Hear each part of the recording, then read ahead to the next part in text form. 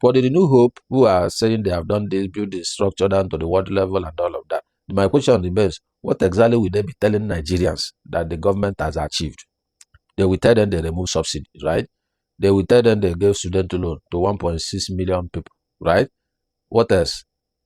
What else will they tell them? That they borrow so much money within 3 years. What else will they tell them? That they kidnap people on a daily basis and kill people, including generals in the army. What else will they tell them? That the cost of living is hitting the roof, that people cannot survive and eat. What else will they tell them? So I don't know what they will use for the campaign outside propaganda. That's the point. Because it hits Nigerians and they know where it touches them. That is the honest truth. So go and check what is going on. As the president is there talking, young Nigerians who are going to write JAMB exam, we are kidnapped in Benue. They were going to Otukpo. They were kidnapped. About 14 of them. They are in the bush with kidnappers. And he's there talking about ADC and Atiku, talking about Renewed Hope Ambassador. Focus on governance. Election time has not come. The INEC has not lifted ban for campaign and all of that. Focus on governance. Hello, my people. Welcome to my channel. This is Andy Media TV.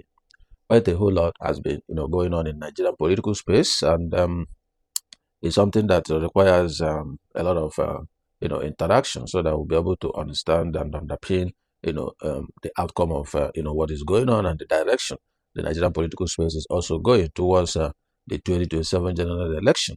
So you recall just a kind of, a refresh how the ADC, African Democratic Congress, which is basically the opposition party as it is now, because PDP has been, been quiet, for quite some time now, So the African Democratic Congress, was, trying to prepare for their convention, that they had in Abuja. And they had stories of how the ruling party, the APC, was trying to frustrate them in terms of not allowing them to get a venue. So anywhere they apply, they reject them, for one reason or the other. And the ADC has come out to shout foul, that the powers that be in Abuja, precisely the Minister of Federal Capital Territory, that every possible attempt they made, to gain access to Eagle Square, to International Conference Center, and the rest of them were frustrated by the government. And the minister also came out to debunk it, that they did not apply to him and all of that. But the ADC published, the letter they wrote applying for, the Eagle Square facility. And Eagle Square has always been a place where they do all this convention, all this political stuff. So, but they didn't get it, But they later got an event center, which, according to them, they said around, is it 1 a.m. in the midnight or thereabout, that the owner of the event center have to reach out to them that they are sorry they can no more, allow them to use the space. But they said no way, because they have already signed an agreement, paid for the venue and all of that. So they cannot shift their program at that point in time, and that the contract cannot just be cancelled just like that. And they said that the owner cited that he doesn't want to get in trouble with the government, where the minister will begin to, cancel their CFO and stuff like that. So they don't want to have a problem in terms of managing their business where the government is controlling. So at the end of the day, the ADC still insisted and held the program in that place. And we heard that shortly after the program started, that they cut off power, to the facility. And there was a whole lot of heat. The hall was hot and people were sweating. You can see people, fanning themselves with, paper and the rest of them. So I don't know why the political space is so toxic, especially for this 2027 general election. Even when APC took over in 2015, or even when Buhari handed over to Tinubu, it wasn't as toxic as it is today, because the incumbent administration led by President Bola Tinubu have been, adjudged, or alleged to have been trying to, move the country to a one-party state where virtually all, politicians are moving to the All Progressive Congress, the APC. So I don't know, but the signs are there. You can't debunk that. Where about 31 governors or thereabout, and one political party, most have decamped to, that party from other parties. And a lot of crises in other, opposition parties, that no opposition party doesn't have crisis as it is, and most of them doesn't have crisis before. It was just kind of manufactured or engineered from outside. So we have seen all of that. And the ADC, they had their Congress, validated their constitution and all of that. So, but the issue is the INEC did not attend the Congress, and the INEC is supposed to attend. Well, there has been a back and forth, argument on that. The party is saying that their responsibility is to notify INEC within 21 days, of the Congress, and which they did. They fulfilled all the laws. INEC not coming is INEC problem. So it's not their own problem that they met the constitution by, reaching out to INEC with the required notice period and all of that. So we'll see how it plays out. But I know that this government, this APC administration, obviously will frustrate this Congress that they did, since they couldn't succeed by denying them the venue. They're going to say frustrate them by using the court system. They're going to see how it plays out. The issue of today is the Renew Hope ambassador, right? So you saw what happened on Thursday at the State House, where the president hosted the Renew Hope ambassador team, headed by Governor Hope Uzodinma, the governor of Imo State. And they have other states, or zonal, officers, the state, the local government, and the ward. So they're kind of trying to take stock of how far the Renew Hope ambassador team has gone. That is happening that happened in the State House. So, and the president said a lot of things on that day, and a lot of mockery to ADC and even to Atiku Abubakar as a person. So we're going to look into what happened and what transpired in that meeting, and then we'll be right back to conclude on this. So before we go into all of that, if you are new to my channel, please kindly like and share this video, and also subscribe to my channel and put on the notification bell, so that when my next new video drop, you'll be among those that will be notified. You don't need to miss anything that's going on, in Nigerian political space and every other, country. So on the 16th of April, right, that's on Thursday. So the president hosted his New Hope ambassador team, which is headed by Governor Hope Uzodinma, as I've mentioned before, and all of them were in the State House, in Abuja, and they were kind of briefing the president of what they have done, how far they have gone, and will I say the impact of what they are doing and stuff like that. But let me put it this way, that the Renew Hope ambassador was kind of created by the president to be his campaign arm, basically. And when I say campaign arm, I simply mean they'll be the one to kind of be packaging, the information, the materials that the president will be using for his campaign, detailing what the president has done in whatever sectors and stuff like that. So it's like the engine room for the campaign for 2027 general election. That's the way I see them. And that's probably their, major objective. So the governor of Imo State was, picked up as the coordinator, nationwide. So they met and they were kind of having conversation on these issues, what they have done, different, zones. We are like mentioning what they have done, how they have created the structure down to the ward level and all of that. So, but when it was the time for the president to speak, he said quite a whole lot of stuff, which I think we really need to review. What he's saying is actually what it is, and in trying to mock, the ADC, trying to mock, former Vice President Atiku Abubakar, and also knowing that part of the things that the ADC went through for their Congress, dovetail from the actions of his, leadership, his APC leadership, did to them. So, but let's, watch this video and hear from him, and then I'll come back and then pick some things on what he has said and be able to analyze it critically. Okay, so don't go away. We'll be right back. I'm inspired. I'm ready. I'm grateful to all of you. This is an opportunity of lifetime to break the shackle of poverty, ignorance, to put freedom in the hearts of our people, to ensure democracy survives. Not the noise making, not the rascality of a street convention. We cannot submit to disobedience of a lawful order of the court. We must embrace the judiciary, whether it favors us or it doesn't. We submit to this principle of democracy, separation of power, and understanding of the dynamics of it, and the nationhood that Nigeria is, that we must build one country. There's no other way to the path that we embrace to national greatness other than build one nation, one common vision for progress, prosperity of our people. That's what we must do. That's what Renew Hope is all about. You must give them that hope. But try as much as possible. Men and women of integrity that are here in this room, to build a Nigeria. They want to scare me off. It's a lie. I've been through this path before. And if I have to come back over and over and over again, I'll do the same thing. There is no better place than your own country. And no one can build it except you. We saw great things because we see skyscrapers. We wonder how the plane takes off and fly out from one destination to the other. These are no magic of yesterday. It is the thinker of tomorrow and the future that can elevate life, that can reform us all.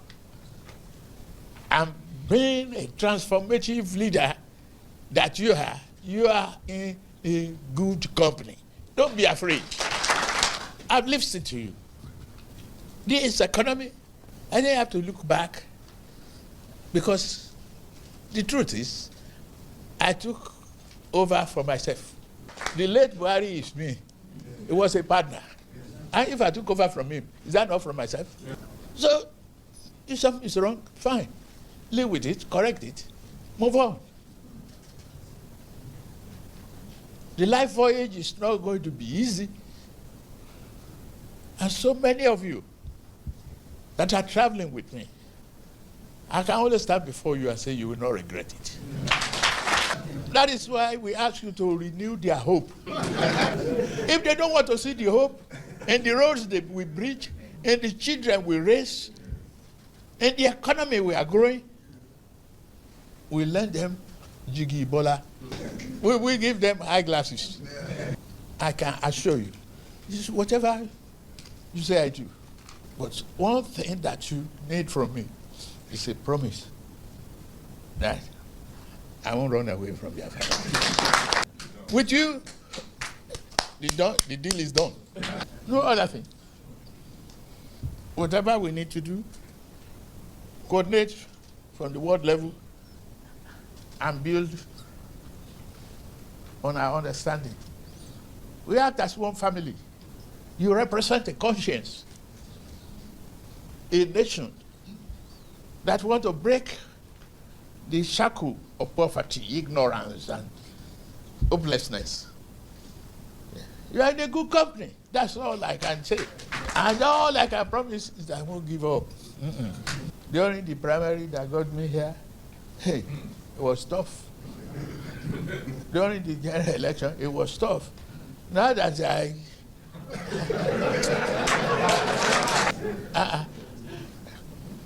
if you look at it, one of them, no one without history among these calabash. No one without history. The head was the chairman of the Privatization Council of Nigeria. In this country, one time, he privatized the steel industry in Delta. Is it working today? No. No ounce. They privatized Ajakuta. Is it working today? No. Go on the list. They privatized another man's political party. That one say no. Your job is done. Just let's go to the depth, the research of the details and what we promised Nigerians. And I promise I won't let you down. Thank you very much. Okay, welcome back. So let's look into what he said. He talked about separation of powers. The question is, do we really have separation of power? Do we even have National Assembly? We don't even have National Assembly, right? We don't even have a standalone judiciary as it is, which he knows. So, and if you're not coming out to be talking about separation of power, we only have one power. There's not. So what are you separating? There's nothing to separate. National Assembly is like an agency to the presidency. The judiciary is not, technically independent as it is. If you look at, the way things goes on in the country, you will know that the state capture has eaten deep into the, the fabrics of the nation. So National Assembly only does what the president wants. They don't do what the people want. They don't do what the constitution tells them to do. They just do what the president wants. Once he sends a request for loan, 24 hours is done. At times, it's less than 4 hours. Less than 4 hours, they have approved the loan. Anything the president wants is done. There's no debate. There's no questioning on why should this be, Why must we approve this loan? The ones we approved before, what have you done with it? There's no scrutiny, there's no accountability, there's no transparency. Whatever the guy wants, once he send them a letter requesting for anything, it is done. So where is the separation of power? They don't query what he wants or what they want to do or what they want to achieve. They don't query that. They just approve it within a couple of hours. So which separation of power is the president talking about? The National Assembly is in his pocket, which he knows. And he was the one who installed the Senate President and the rest of them. So what is he talking about separation of power? There's nothing like separation of power. Then you come to the judiciary. The judiciary is under state capture as well. So what are they doing? So when you look at the way this whole thing is playing out, you understand that there's a kind of synergy, between or among these agencies of government against their, the opposition. So that's what it is. So there's no separation of power, as far as I know. So again, he was talking about, how tough the election was, when it was coming in. And the primary was tough, the election itself was tough, but he was able to make it. And now that he's there, that 2027 is a walkover. So that statement is deep. So I want the opposition to look at that statement critically. Let them not just take it as banter. There's no banter there. When he was trying to let them know that when he was not in control of the power, he was not the president, he was not in control, he was able to beat down every structures, beat down every, hurdles, and then clinch that power by crook, by sinker, by snatch it, grab it, and run with his system. Is it now that he's the one holding the power that you guys will come and collect the power? That's exactly what he's asking them. So which tells you that no matter what ADC does in the 2027 general election, he will emerge the winner, whichever way, either through snatch it, grab it, and run with it that he did in 2023. That's going to repeat itself, obviously. And you can see what's going on in INEC, the chairman and the ex-handle and all of that. You see that.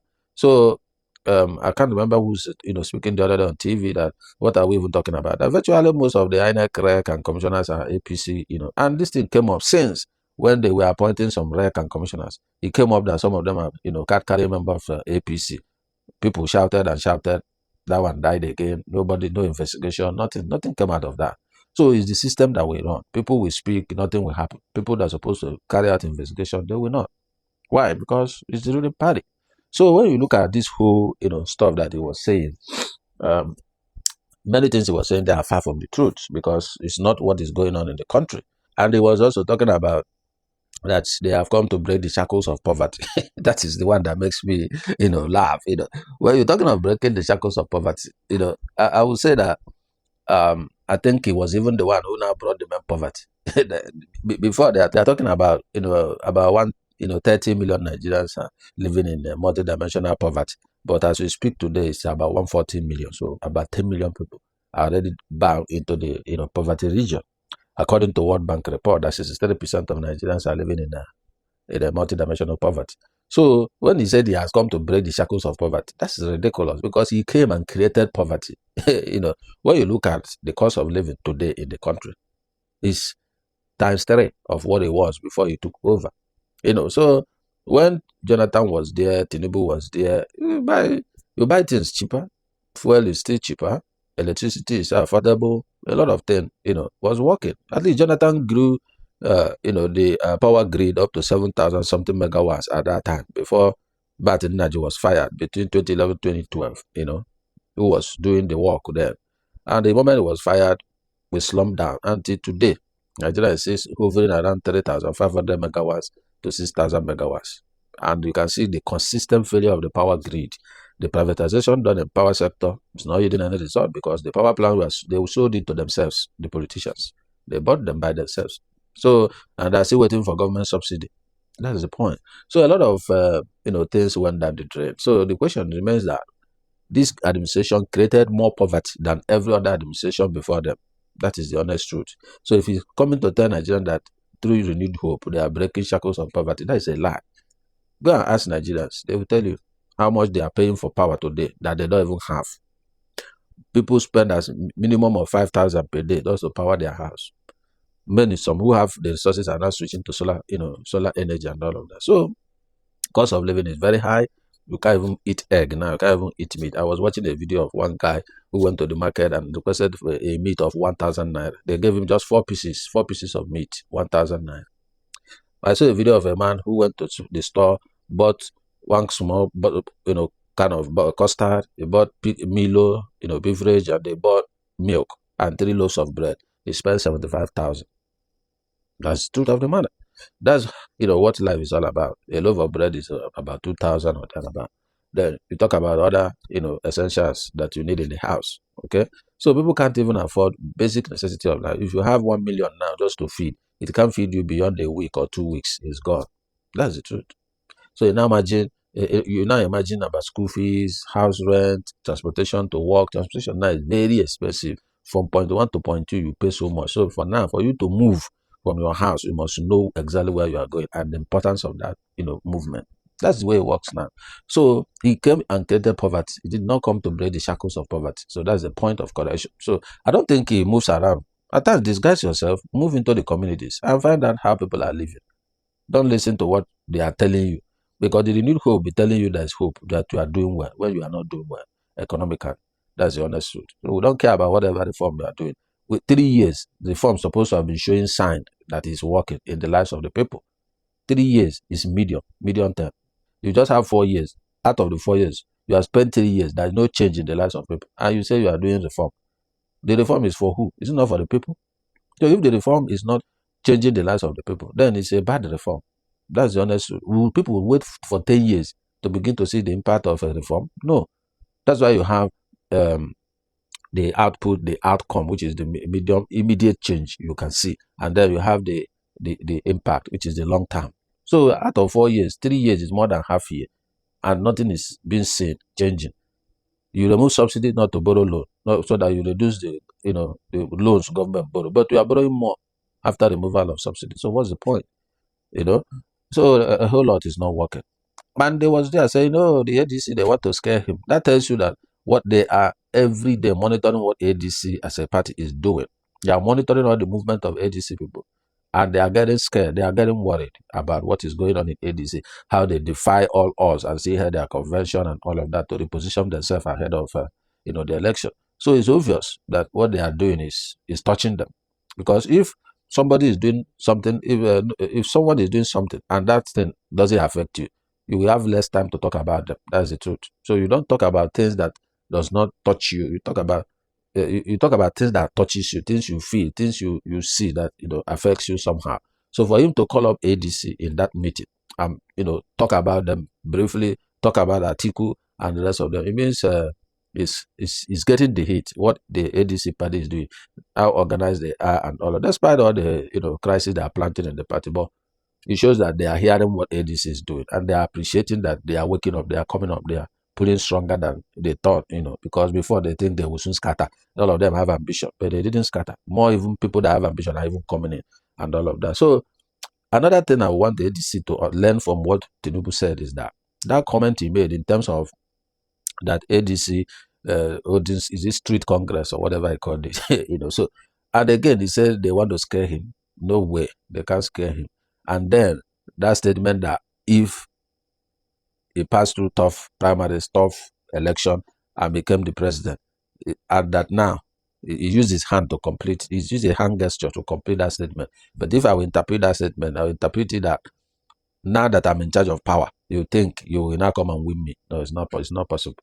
So they should look at that statement critically and begin to think deep on that comment, because it's obvious that these guys are not ready to relinquish power. Even if they win, it will be another different ballgame altogether. So I don't know, but the body language is not speaking too well. So I don't know how these people, once they clinch into power, they don't want to leave power at all. They want to hold it and die with it. I don't know why. So for the New Hope, who are saying they have done this, build this structure down to the world level and all of that, my question remains, what exactly will they be telling Nigerians that the government has achieved? They will tell them they remove subsidies, right? They will tell them they gave student loan to 1.6 million people, right? What else? What else will they tell them? That they borrow so much money within 3 years. What else will they tell them? That they kidnap people on a daily basis and kill people, including generals in the army. What else will they tell them? That the cost of living is hitting the roof, that people cannot survive and eat. What else will they tell them? So I don't know what they will use for the campaign outside propaganda. That's the point. Because it hits Nigerians and they know where it touches them. That is the honest truth. So go and check what is going on. As the president is there talking, young Nigerians who are going to write JAMB exam were kidnapped in Benue. They were going to Otukpo. They were kidnapped. About 14 of them. They are in the bush with kidnappers. And is there talking about ADC and Atiku, talking about Renewed Hope Ambassador. These are the issues we are talking about. Focus on governance. Election time has not come. The INEC has not lifted ban for campaign and all of that. Focus on governance. They kidnap these children who are just trying to lay foundation for their future. When they pass the JAM, they enter the university or the college. They were kidnapped. And their parents will now go and look for money to pay for ransom before they'll be released. So these are the problems that we have. And the guys are busy staying in the State House with solar panel on the roof, talking about 2027 general election. Where is the place of governance? That's the problem I have with Bola Tinubu. Focus on governance, leave politics. It's not time yet. So your foot soldier can be doing the groundwork quietly.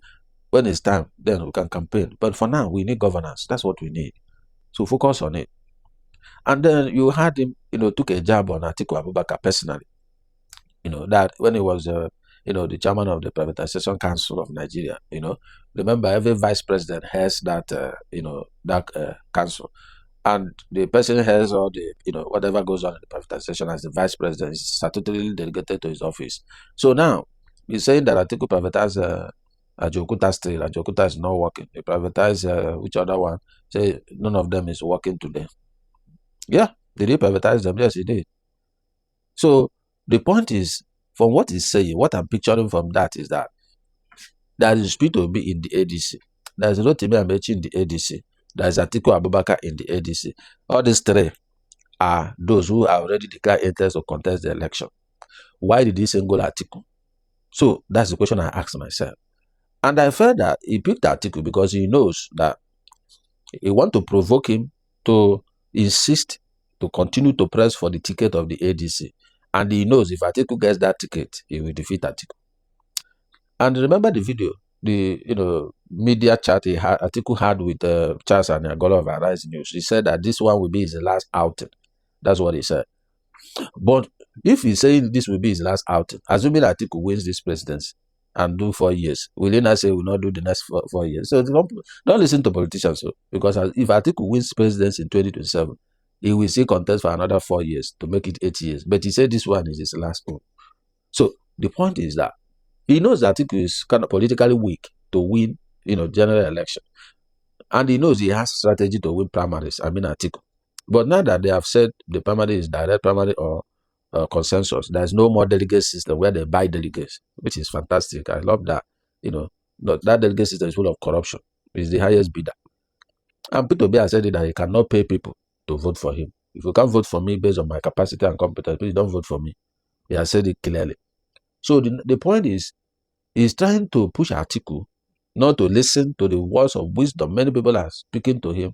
People are making videos. People are talking on TV channels, telling Atiku, allow Obi and Kwankwaso to march and run for ADC. That there will be a good fit and they will match at the incumbent president because they have platform. Atiku has come to analyze Kwankwaso, that Kwankwaso only have clout in Kano, that he has more clout in the north than Kwankwaso. But he forget that he may be right somehow because he was former governor of Kano State. And in the past election, he won a lot of votes in Kano. But because of the current economic situation, because he's not putting things into perspective, he just picked one angle and discussed. So if he has won these primaries for, is it 6 times or thereabout, or 5 times, and he didn't win at all against any president or any contestant, why did he think that he will now win today with Tinubu in the position? So the point remains that it doesn't have that structure, that capacity, that followership that will garner that vote for him, because a lot of things is against him. Many people are talked about him, his leader when he was vice president. You had at the Tinubu now talking about the privatization he did. You see that? That's one aspect. Then people are talking about when he worked was heading the custom. People talk about what he did there. When he was the vice president, even president, he was vice under. Olusegun Obasanjo was even accusing, he even opened the investigation against him. Even reached out to foreign countries about him and all of that. Even wrote him in his book. So there are a lot of odds against him. People don't trust him. People don't have that confidence in him that is viable in terms of leading a transparent and an accountable government. That's why Peter Obi beats him down. And Peter Obi has a formidable base nationwide. People believe in him. People trust in him because of his transparency, accountability, and integrity. People trust in him. So that's why they are telling them, if you don't feed in Obi and Kwankwaso can now, gather the north. P2B is even having inroad in the north. He has told the northerners that I will start from the north. This land you people have, we will cultivate it and become net exporter of food products. So he has planned for the north, and he has been winning the minds of the north as well. So, and for the south, P2B is already ahead in the south. He has all the southeast. He has part the south with north central, and so he has these are the things they should be thinking, not about what I want.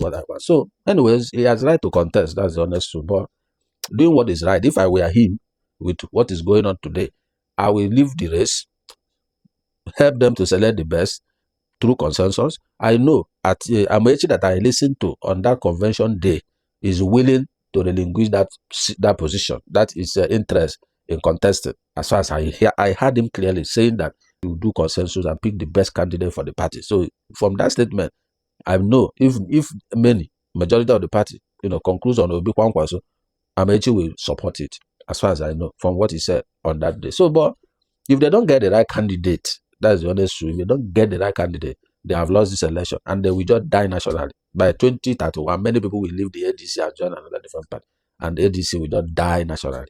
That's it. So they should be very careful what they do. If you listen to that Tinubu's, why didn't he pick P2B and talk? Why didn't he pick Amaechi and talk? He just went for Atiku. There's a reason he did that. Because he wants to spur him to remain in the race and to possibly fight to get the ticket. So that will be him and Atiku, and he knows he will defeat Atiku. That's a trap for them. But if I were Atiku, just don't bother yourself, ignore him. There's no need creating on banter everywhere. So that's what I think happened in that video. So you had the president saying that the deal is done. Think about that word. The deal is done. So I don't know what deal was done. So it's trying to tell you that for 2027, it's all done. It's gonna be back in 2027. How? I don't know. Snatch it, grab it, run with it. It happened in 2023. It can say happen in 2027 with this INEC structure that we have now and all of that. So, but let's see, because I had part of Tommy saying they're gonna build their own IRF and do the collation, and this as is this coming in is going through CNN and everywhere. By then, let's see how they will rig the system. But by the time you go to court will tell you that the people that declare result is INEC, not CNN. No. So these people that set this trap everywhere for ADC. So I don't know. ADC, what they can only do for themselves, if they want to be impactful, is to select the best candidate for their party so that they will win on a landslide, what they call too big to rig, according to President Donald Trump, in the election in 2024. He called it too big to rig. And it was too big for them to rig. The result showed he won all the swing states and all of that. So that's the only way ADC can get access to that place. So it will be difficult for court to even validate that Tinubu won by the result that will come out. It will even be difficult for INEC to change that result. And if they do it in 2027, they're going to see chaos in the country. Because 2023, they believe that the judiciary will do something. The judiciary failed them. So now, 2027, Nigerians will not wait for judiciary. That very day result is announced. Chaos will start if they perceive that the election was stolen. That's what we will see. They won't wait for court again, because 2023 I taught them some lessons. And that's it, because they are suffering. They are hungry. So, Mr. President, on this platform, I just want to let you know that Nigeria now is hurt. Things are very tough. The cost of living is off the roof. People can't afford basic necessities of life. So anybody telling you that your reforms are working, my brother, they are not. When you measure it in the lives of the people, I don't care about how much is in the foreign reserve. As far as it's not changing the life of the people, I don't care. Out of over how many million Nigerians, they say 60% of Nigerians are youth. Let's out of the 60, 40% are in school. Out of that 40%, only 1.6 million got NEL-fund loan, right? Which, even when they graduate and come out, there's no job for them to do. How will they repay the loan? So when you look at all these intricacies, you discover that there's a problem. Go to the health sector. It's in comatose. People die. No oxygen in hospital. No facility in the hospital. People die on a daily basis. Go and check. Take it up. Go to some areas. Disguise yourself in the night. Go to some hospital. See there's no light in the hospital. No power. You disconnected from the national grid for a reason. Because of the epileptic power supply and the high cost government is paying to power Villa. You know how much this will cost to run Villa. So that's how Nigerians are spending to buy it. And Nigerians are the one paying for your own services, paying for your rent, paying for your food, for the pot you use to cook, paying for the water you drink. Nigeria is paying for the food your guests eat, the drinks they drink, everything Nigerians pay for it. But for Nigerians, they pay for themselves. That's the difference. So you don't feel it because the money is not coming from your pocket. But Nigerians feel it because the money comes from their pocket. Where is the job? Look at the value of the naira. Just to buy beverage, you are spending 75,000 minimum wage. Just 3 items or 6 items the guy bought. He has spent minimum wage already in one sitting. Look at what do people earn. Look at our military. Look at security. Nobody can travel. Look at the pupils, the students going to that jam. 14 kidnapped in Benue a few days ago. They are still in the bushes with the terrorists who kidnapped them. The family will start running for ransom. That is the country that we live in. So anybody telling you that things are working is a lie. Big lie. Things are not working. They just praise you, clap for you, clap for you. And you think all is well. All is not well. All is not well. So please, do something. Especially when it comes to security. Do something. Do something. These people who want to ride jump now, they can't ride the jump anymore. They have lost 1 year already. If they come out alive, it will be the next jump. Jump will not come and set the exam for them personally because they were kidnapped. No. You see how they are 1 year in their life now is gone. But the trauma they will go through in the bush. Because they are not your children does not mean their life does not matter. Do something, Mr. President. That's what I'm asking for. Do something. Leave politics. Focus on governance first. You still have months ahead before political, campaign starts. Focus on governance. You can still do something within some couple of months. That's what we're asking for. I don't know. Those who say support the government, who say do, all these things, well, it's their right to support who they want to support. But basically, if this thing is touching you as a person, I don't think you stand where you stand. That's the honest truth. So, if the economy is good, things are working, there's security, why not? We campaign for APC and then they win. So, but I'm still waiting for that person who will come out and we see the candidates of all political parties. Even if it's Zenith Labour Party that has the best candidate, that's the person I'll support. I don't care which party. I only care on who can change, the face of the country when he have access to the power. That's who I care about. I don't care about anybody. So if ADC bring their own candidate and I weigh the candidate is not, fit, I'm not going to support any of them. That's it. So I'm not driven by party or religion or tribe or anything. I'm driven by result. That's it. So guys, I'm gonna leave it there. So that's the much I can see from the video that he made, the speech from the president at the State House, on Thursday, 16th of April, when he was meeting with the New Hope ambassadors. So I'm still waiting to see the New Hope ambassadors, the propaganda they will use to market their candidate, because in all the sectors, I don't know what I can say that is working, So if there are 20 sectors, the sectors that, is doing a little bit, something, cannot be up to 5. That's the point. So, and those 5 basically may not be even under the direct control of government, like the retail, the trading and all of that. But you look at security, look at health, look at education, look at job creation and all of that. Nothing is working. Look at the power sector, energy sector, and all these things. Nothing is working. No? A country, 250 million, generating 3,000 megawatts, less than 6,000 megawatts. That doesn't make sense. How would you industrialize that kind of country without power, without energy? How? So it's crazy. So guys, whatever is your comment, please put it down in the comment section, and then we'll continue to talk concerning issues of our country, and then we'll take it from there. So we'll see how it plays out as the day is going closer to 2027 general election. So guys, we do hope that the government will listen and start focusing on governance so that things can start getting a little bit better. But whatever it takes, stand for the truth, support the right candidate, and vote for the person that can really change the face of our country. No religion, no ethnicity, not is my brother, not Milocon, but capacity, competence, character, integrity, empathy. That's what we're talking about. So guys, I'm going to see you in my next video. But before I leave, if you are new to this channel, please kindly like and share this video, and also subscribe to my channel and put on your notification bell so that when my next new video drop, you'll be among those that will be notified. So I will see you in my next video. Have a signing out. See you. Thank you for watching.